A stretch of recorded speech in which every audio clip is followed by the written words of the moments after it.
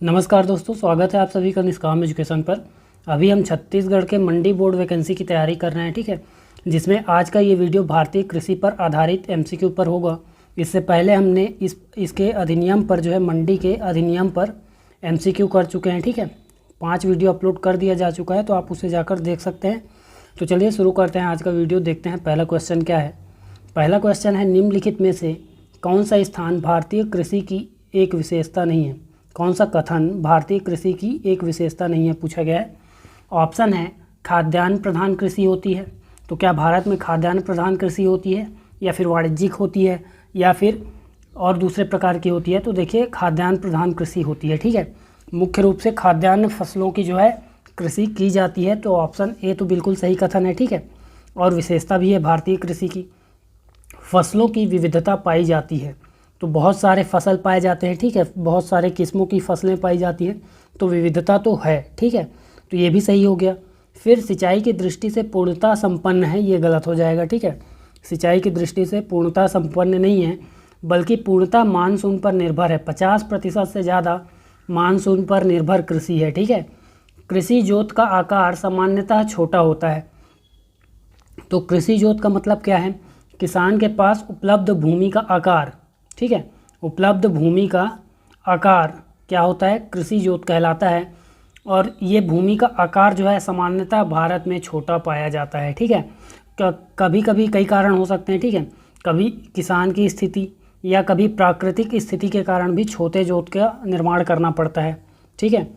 तो ये आपका सही कथन है, ठीक है। तो यहाँ ऑप्शन सी आपका राइट आंसर है। सिंचाई की दृष्टि से पूर्णतः संपन्न है लिखा गया है, लेकिन नहीं है, ठीक है। अब इसके बाद देखिए, भारत में कर्तन दहन प्रणाली से कृषि कहाँ की जाती है। कर्तन दहन प्रणाली मतलब क्या है कि पहले क्या करते थे, पेड़ों को काट कर, ठीक है, वनस्पतियों को काट कर उन्हें जला दिया जाता था, और उस भूमि पर जो है खेती की जाती थी, ठीक है। वनस्पतियों को जलाकर उसका जो राख बचता था, ठीक है, उसे मिट्टी में मिला दिया जाता था और उसी पर सीधे बुआई की जाती थी, ठीक है। हल चलाने की कोई आवश्यकता नहीं होती थी। लेकिन ऐसे में मिट्टी की उर्वरता समाप्त हो जाती थी, तो इसके बाद फिर स्थायी नहीं रहता था ये, ठीक है, स्थायी नहीं होता था। इसको स्थानांतरित कृषि कहा जाता है, ठीक है। स्थानांतरित कृषि भी कहा जाता है इसी को, कर्तन दहन प्रणाली को, या फिर इसी को बोलते हैं झूम कृषि भी कहा जाता है, ठीक है। तो ये प्राचीन काल में होते थे, अभी भी भारत के उत्तर पूर्वी राज्यों में होते हैं, ठीक है, उत्तर पूर्वी राज्यों में होते हैं, ठीक है, और कुछ आदिवासी क्षेत्रों में पाए जाते हैं, ठीक है, ये कृषि। तो आप यहाँ पास देखिए कहाँ की जाती है, ऑप्शन बी आपका करेक्ट आंसर हो जाएगा। क्वेश्चन का क्या था, कहाँ की जाती है, तो उत्तर पूर्वी राज्यों में की जाती है। उत्तर पूर्वी राज्य कौन कौन से, तो असम, मेघालय, मिजोरम और नागालैंड, इन राज्यों में जो है ये कृषि की जाती है अभी भी, ठीक है, प्रचलित है। तो यहाँ पास ऑप्शन बी करेक्ट है। फिर देखिए अगला क्वेश्चन क्या है, निम्न में से कौन सी कृषि स्थानांतरित कृषि है। तो अभी मैंने बताया कर्तन दहन प्रणाली, ठीक है, कर्तन दहन प्रणाली ये क्या है, स्थानांतरित कृषि का एक प्रकार है, ठीक है। और इसी को प्रारंभिक जीवन निर्वाह कृषि भी कहा जाता है। तो प्रारंभिक जीवन निर्वाह कृषि ही क्या है, स्थानांतरित कृषि है, ठीक है। इसी को अभी मैंने बताया झूम कृषि भी कहा जाता है। और इसे मणिपुर में क्या कहा जाता है, याद रखिए, मणिपुर में क्या कहा जाता है इसे, तो पामलू कहा जाता है, याद रखेंगे। इसके बाद देखिए इसमें गहन जीवन निर्वाह कृषि दिया है, ठीक है, गहन जीविका निर्वाह कृषि है। तो ये कहाँ किया जाता है, सघन आबादी वाले क्षेत्रों में किया जाता है, सघन आबादी वाले क्षेत्रों में किया जाता है, ठीक है। और ऐसा क्यों, इस कृषि पर जो है याद रखेंगे, जनसंख्या दबाव अधिक होता है, जनसंख्या का दबाव अधिक होता है कहाँ, गहन जीविका निर्वाह कृषि में। इसके अलावा देखिए वाणिज्यिक कृषि दिया गया है, ठीक है, वाणिज्यिक कृषि। तो वाणिज्यिक कृषि में क्या होता है, जिस खेती का मुख्य उद्देश्य क्या हो, पैदावार की बिक्री, जो पैदावार हो, जो उत्पादन होता है उसकी बिक्री करना ही मुख्य उद्देश्य हो, वह क्या कहलाता है, वाणिज्यिक कृषि कहलाता है, ठीक है। जैसे चाय, कॉफ़ी, गन्ना, ठीक है, चाय, कॉफ़ी, गन्ना, इन सभी का मुख्य उद्देश्य क्या होता है कि इनके उत्पाद को हम क्या करेंगे, बेच देंगे। ठीक है, क्या करेंगे, इसके पैदावार को बिक्री कर देंगे, यही उद्देश्य होता है। तो इसलिए इन्हें वाणिज्यिक कृषि भी कहा जाता है। इसके अलावा रोपड़ कृषि, ठीक है, तो रोपड़ कृषि वाणिज्यिक कृषि का ही एक प्रकार है। ठीक है, वाणिज्यिक कृषि ही है ये भी, लेकिन इसमें क्या होता है कि फसल को बड़े क्षेत्र में बोया जाता है, फसल के बड़े क्षेत्र में उगाया जाता है। ठीक है, कहाँ उगाया जाता है, बड़े क्षेत्र में। आपने देखा होगा चाय कॉफ़ी किन क्षेत्रों में उगाया जाता है, तो बहुत विस्तृत क्षेत्र होते हैं। ठीक है, तो यहाँ पास रोपड़ कृषि भी क्या है, वाणिज्यिक कृषि का ही एक प्रकार है। इसमें क्या किया जाता है, पौधों को रोपा जाता है। ठीक है, मतलब लगाया जाता है, प्लांटेशन किया जाता है, ऐसे बीज बोकर कृषि नहीं की जाती। तो यहाँ पास ऑप्शन आपका कौन सा करेक्ट हो जाएगा, प्रारंभिक जीवन निर्वाह कृषि। इसके बाद आगे देखिए अगला क्वेश्चन क्या है, निम्न में से कौन सी एक रबी फसल नहीं है। तो कौन सा रबी फसल नहीं है, देखिए यहाँ पास मटर, चना, जौ, ये सभी क्या है, रबी फसल है। ज्वार आपका खरीफ है। ठीक है, ज्वार क्या है, खरीफ फसल है। ठीक है, याद रखेंगे। देखिए रबी 3 प्रकार की फसलें होती है। ठीक है, शस्य के प्रारूप, मतलब फसलों के जो प्रारूप होते हैं, फसल को शस्य भी कहते हैं। ठीक है, हिंदी में शस्य के या खेती के प्रारूप होते हैं। कौन कौन से, एक होता है रबी फसल, एक खरीफ होता है। ठीक है, और एक होता है जायद फसलें। ठीक है, तो रबी फसलें कब बोई जाती हैं, तो ये आपका रबी कब बोया जाता है, अक्टूबर से दिसंबर तक में। ठीक है, अक्टूबर से दिसंबर के बीच बोया जाता है। ठीक है, और कब इसकी कटाई की जाती है, तो अप्रैल से जून के बीच इसकी कटाई की जाती है। जबकि खरीफ को कब बोया जाता है, मई से अगस्त के बीच, और इसकी कटाई कब की जाती है, तो सितंबर से अक्टूबर के बीच, सितंबर अक्टूबर नवंबर दिसंबर तक भी कटाई की जाती है। ठीक है, खरीफ की। तो यहाँ पास देखिए, और जायद क्या होता है, तो जायद की जो कटाई और बुआई है, सब कुल मिला के ये कब ख़त्म हो जाता है, रबी और खरीफ के बीच, रबी और खरीफ के बीच। ठीक है, याद रखेंगे, रबी फसलों और खरीफ फसलों के बीच इसका जो उत्पादन है प्राप्त कर लिया जाता है। तो रबी फसलों में देखिए, रबी फसलें कौन कौन सी होती हैं, सामान्यतः गेहूँ, जौ, मटर, गेहूँ, जौ, मटर, चना, ठीक है, और सरसों, ये क्या है, रबी फसलें हैं, प्रमुख फसलों की बात कर रहे हैं। ठीक है, फिर देखिए खरीफ फसलें कौन कौन सी होती हैं, तो धान, मक्का, ज्वार, उड़द, अरहर, कपास, ये सभी क्या हैं, खरीफ फसलें हैं। मूंगफली, सोयाबीन, ये सभी क्या हैं, खरीफ की फसलें हैं। ठीक है, इसके अलावा जायद फसलों में आप सभी सब्जियों को ले सकते हैं। ठीक है, जायद फसलों में सभी प्रकार की सब्जियों को, तरबूज, खरबूज, ये सभी क्या हैं, जायद फसलें हैं। ठीक है, खीरा, और जो चारे की फसलें होती हैं, उन्हें क्या कहा जाता है, जायद फसल कहा जाता है। तो याद रखेंगे। इसके बाद आगे देखिए अगला क्वेश्चन क्या है, अगला क्वेश्चन है, भारत में हरित क्रांति की शुरुआत कब हुई। भारत में हरित क्रांति की शुरुआत कब हुई पूछा गया है। ठीक है, तो याद रखेंगे 1966 से 67 के बीच हरित क्रांति का प्रारंभ किया, किसने किया, तो एम.एस.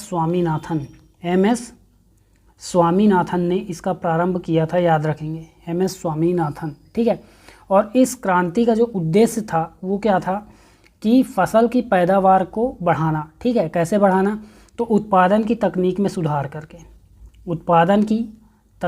सुधार करके फसलों की पैदावार को या उत्पादकता को बढ़ाना ही क्या था, इसका उद्देश्य था। याद रखेंगे। फिर याद रखिए, इस क्रांति की सफलता से भारत में क्या हुआ, खाद्यान्न फसलों पर सबसे ज़्यादा प्रभाव पड़ा। ठीक है, खाद्यान्न फसलों में जो है उत्पादकता में वृद्धि दर्ज की गई, और वो भी विशेष करके किसमें वृद्धि दर्ज की गई, तो गेहूं में वृद्धि दर्ज की गई। याद रखेंगे। ठीक है, इसके अलावा देखिए भारत में तो इसके जनक कौन है, एम.एस. स्वामीनाथन है। ठीक है, हरित क्रांति के जनक भारत में एम.एस. स्वामीनाथन कहे जाते हैं।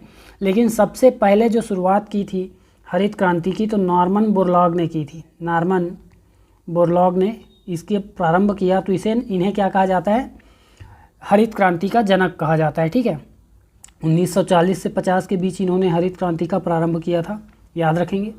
फिर आगे देखिए अगला क्वेश्चन क्या है, हरित क्रांति का संबंध है खाद्यान्न उत्पादन से, गेहूं उत्पादन से, धान उत्पादन या फिर आलू उत्पादन से। तो याद रखेंगे कि खाद्यान्न उत्पादन से ही केवल हरित क्रांति का संबंध है। ठीक है, खाद्यान्न में आपके गेहूं, धान और सभी प्रकार की खाद्यान्न फसलें समाहित हो जाती हैं। ठीक है, तो हरित क्रांति का जो सर्वाधिक प्रभाव किस में पड़ा, खाद्यान्न जो फसलें हैं उन पर पड़ा। ठीक है, और सर्वाधिक अगर राज्यों की बात करें तो किन राज्यों में हरित क्रांति का प्रभाव पड़ा, तो सबसे ज़्यादा पंजाब में।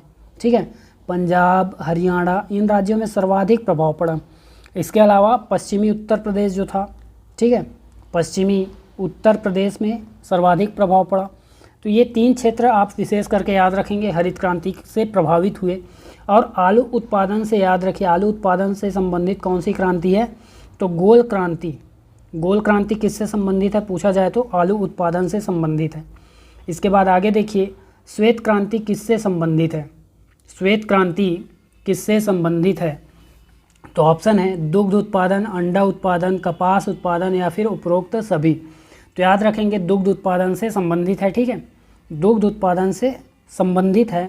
और श्वेत क्रांति के जनक किन्हें कहा जाता है, तो वर्गीज कुरियन को कहा जाता है, वर्गीज कुरियन को कहा जाता है। ठीक है, ये राष्ट्रीय डेयरी विकास बोर्ड, राष्ट्रीय डेयरी विकास बोर्ड के अध्यक्ष और संस्थापक थे। ठीक है, प्रारंभ में इन्होंने क्या किया, 1970 में इस क्रांति का प्रारंभ किया था। ठीक है, इसका उद्देश्य क्या था, भारत को, इस क्रांति का उद्देश्य क्या था, भारत को सबसे बड़ा दुग्ध उत्पादक देश, सबसे बड़ा दुग्ध उत्पादक देश बनाना ही क्या था, इसका उद्देश्य था। तो यहाँ पास याद रखेंगे श्वेत क्रांति, दुग्ध उत्पादन, वर्गीज कुरियन, 1970 में प्रारंभ हुआ और इसका उद्देश्य था भारत को सबसे बड़ा दुग्ध उत्पादक देश बनाना। ठीक है, फिर आगे देखिए, यहाँ पास और ऑप्शन दिए गए हैं अंडा उत्पादन से। तो अंडा उत्पादन से संबंधित कौन सी क्रांति है, रजत क्रांति। रजत क्रांति क्या है, अंडा उत्पादन से संबंधित है। ठीक है, और कपास उत्पादन से संबंधित कौन सी क्रांति है, तो रजत रेशा क्रांति, रजत रेशा क्रांति, ये कपास उत्पादन से संबंधित है। ठीक है, फिर आगे देखिए, भारत में राष्ट्रीय दुग्ध दिवस कब मनाया जाता है, तो याद रखेंगे भारत में 26 नवंबर को राष्ट्रीय दुग्ध दिवस मनाया जाता है। ठीक है, कब मनाया जाता है, 26 नवंबर को, जबकि 1 जून को विश्व दुग्ध दिवस मनाया जाता है। 1 जून को विश्व दुग्ध दिवस मनाया जाता है, याद रखेंगे 1 जून को क्या मनाया जाएगा, विश्व दुग्ध दिवस।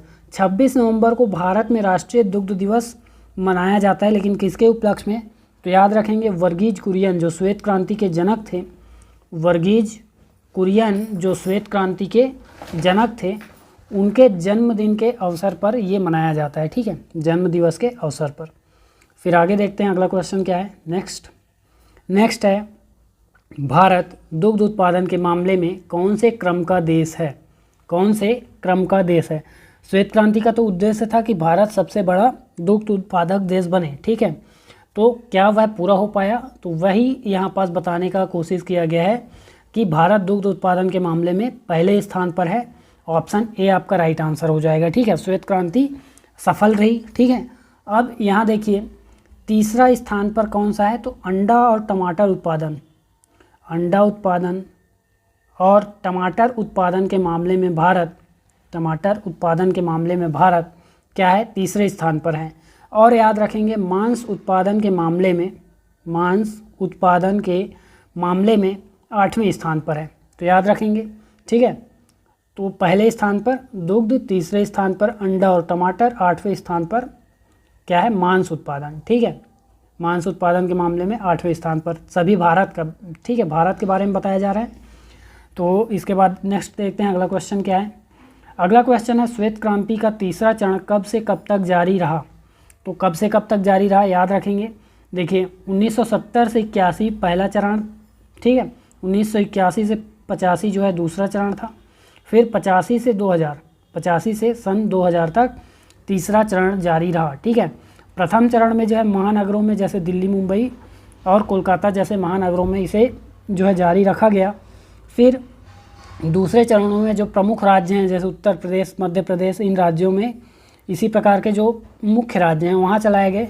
फिर तीसरे चरण में सभी मुख्य राज्यों में जो अधिकांश मुख्य राज्य हैं, ठीक है, भारत के अधिकांश राज्यों में जारी रहा 1985 से 2000 के बीच। ठीक है, इसके बाद देखते हैं अगला क्वेश्चन, पीली क्रांति का संबंध किससे है। तो पीली क्रांति का संबंध यहाँ पास देखिए, आपको खेती के बारे में या किसी उत्पाद के बारे में नहीं पूछा गया है, यहाँ पास पीली क्रांति का जनक पूछा गया है। ठीक है, यहाँ पास क्वेश्चन ये भी बन सकता था कि पीली क्रांति के जनक कौन है, या फिर पीली क्रांति का संबंध किससे है, ये भी सही है। ठीक है, तो यहाँ देखिए विशाल तिवारी, सैम पित्रोदा, दुर्गेश पटेल, इंदिरा गांधी, तो कौन यहाँ पास सही हो जाएगा, सैम पित्रोदा, याद रखेंगे। ठीक है, 1986-87 में इन्होंने पीली क्रांति का प्रारंभ किया, याद रखेंगे। ठीक है, और पीली क्रांति का जो संबंध किससे है, तो याद रखिए कि पीली क्रांति मतलब तिलहन के उत्पादन से है, तिलहन के उत्पादन से संबंधित है। ठीक है, और इसके बाद देखिए विशाल तिवारी, तो विशाल तिवारी लाल क्रांति से संबंधित हैं, लाल क्रांति के जनक हैं। ठीक है, और कब इन्होंने प्रारंभ किया, तो 1980 में लाल क्रांति का इन्होंने प्रारंभ किया। और लाल क्रांति किससे संबंधित है, तो टमाटर और मांस के उत्पादन से, टमाटर और मांस के उत्पादन से संबंधित है। लाल क्रांति 1980 में प्रारंभ किया गया विशाल तिवारी के द्वारा। ठीक है, फिर दुर्गेश पटेल गुलाबी क्रांति। ठीक है, गुलाबी क्रांति, तो गुलाबी क्रांति कब प्रारंभ हुआ, 1986 में। और गुलाबी क्रांति किससे संबंधित है, तो याद रखेंगे झींगा मछली के उत्पादन से। ठीक है, झींगा मछली के उत्पादन से संबंधित है। इसके बाद इंदिरा गांधी, तो इंदिरा गांधी किससे संबंधित है, याद रखेंगे रजत क्रांति, रजत क्रांति के जनक, रजत क्रांति की जनक हैं। ठीक है, और रजत क्रांति किससे संबंधित है, तो अंडा और कुक्कुट के उत्पादन से, अंडा और कुक्कुट के उत्पादन से संबंधित है रजत क्रांति। ठीक है, फिर आगे देखते हैं अगला क्वेश्चन। अगला क्वेश्चन है ऊर्जा और गैर परंपरागत ईंधन के उत्पादन में वृद्धि करने से संबंधित क्रांति है।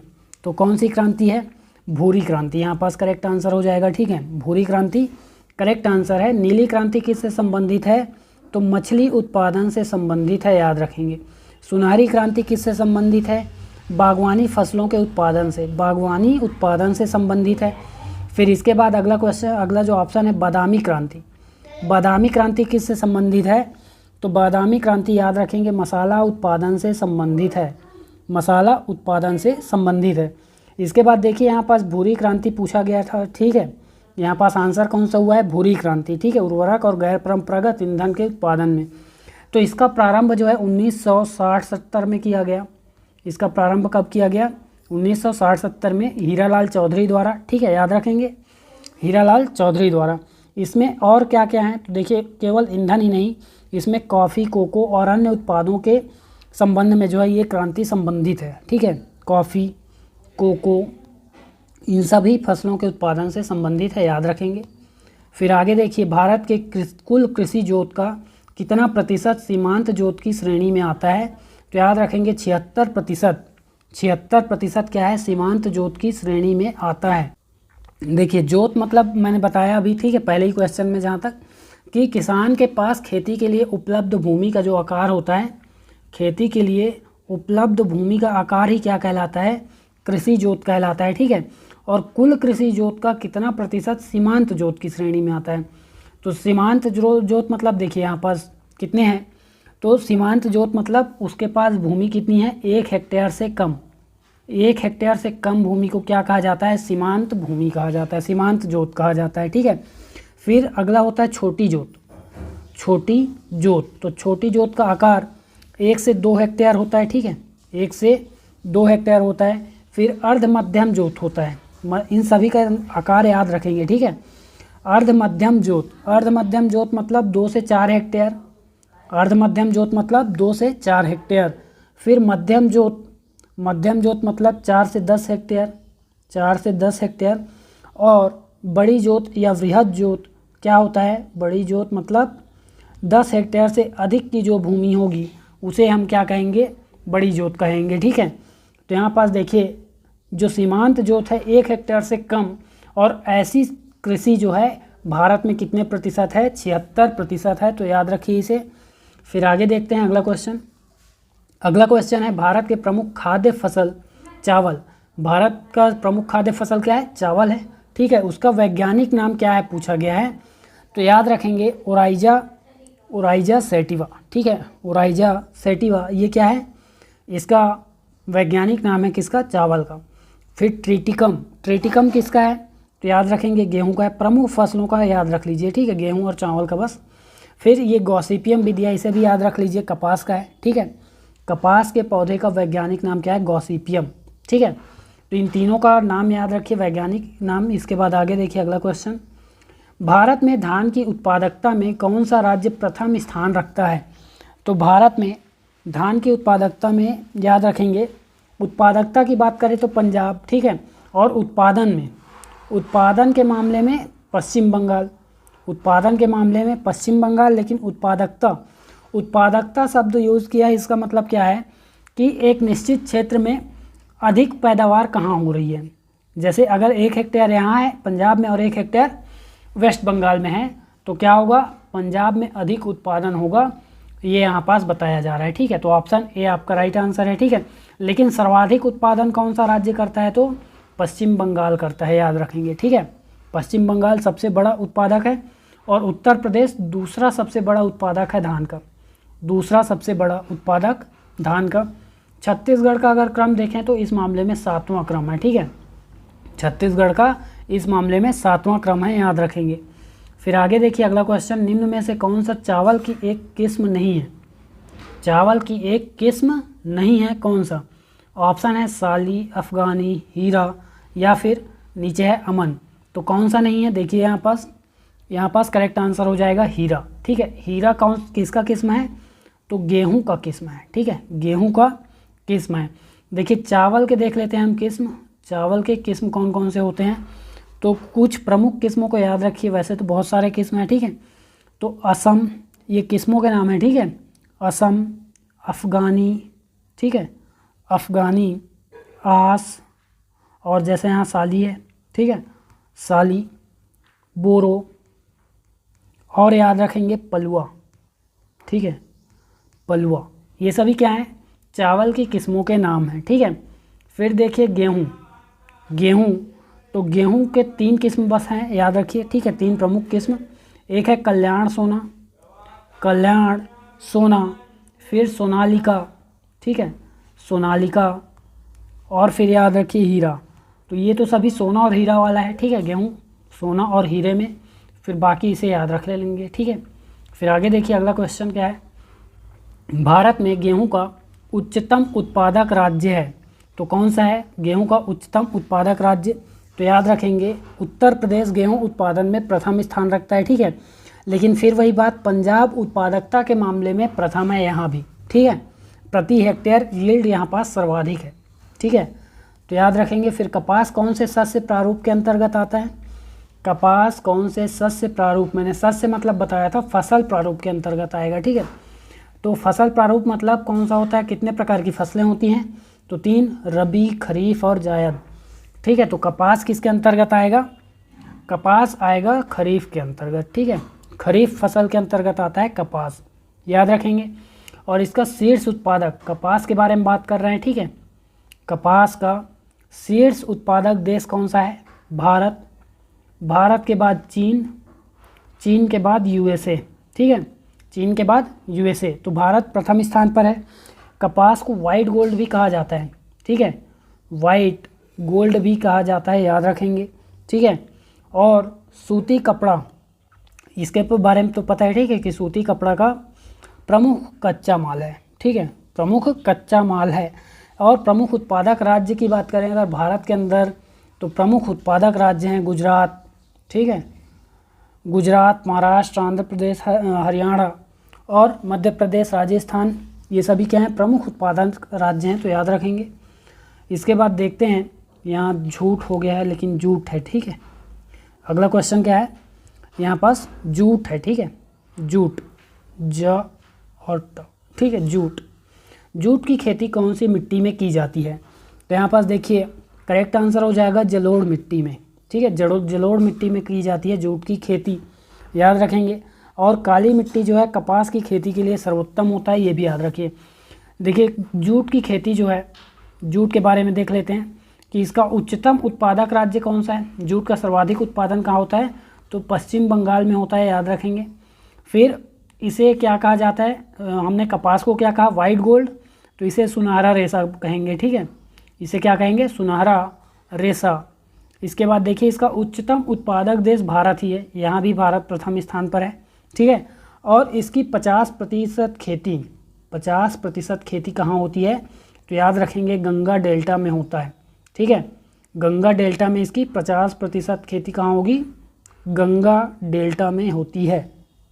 फिर आगे देखिए अगला क्वेश्चन, लास्ट है आज का, ठीक है। इसके बाद नेक्स्ट क्वेश्चन में हम कृषि से संबंधित गठित आयोग और अन्य संस्थाओं को देखेंगे, ठीक है, और कुछ और महत्वपूर्ण क्वेश्चंस को देखेंगे, हो सकता है कुछ डाटा भी देखें, तो देखते हैं अगले वीडियो में से। आज का लास्ट क्वेश्चन देख लेते हैं पहले, गन्ने का मूल्य निम्न में से कौन तय करता है। ऑप्शन है राज्य सरकार, केंद्र सरकार, या राज्य व केंद्र सरकार दोनों मिलकर, या फिर इनमें से कोई नहीं। तो देखिए राज्य और केंद्र सरकार दोनों मिलकर तय करते हैं, तो ऑप्शन सी आपका करेक्ट आंसर हो जाएगा, ठीक है, ऑप्शन सी आपका करेक्ट आंसर हो जाएगा, ठीक है। और इसी के साथ जो है आज का वीडियो समाप्त होता है। इसी प्रकार के और वीडियोज़ के लिए जुड़े रहिए चैनल से। वीडियो में अंत तक बने रहने के लिए धन्यवाद।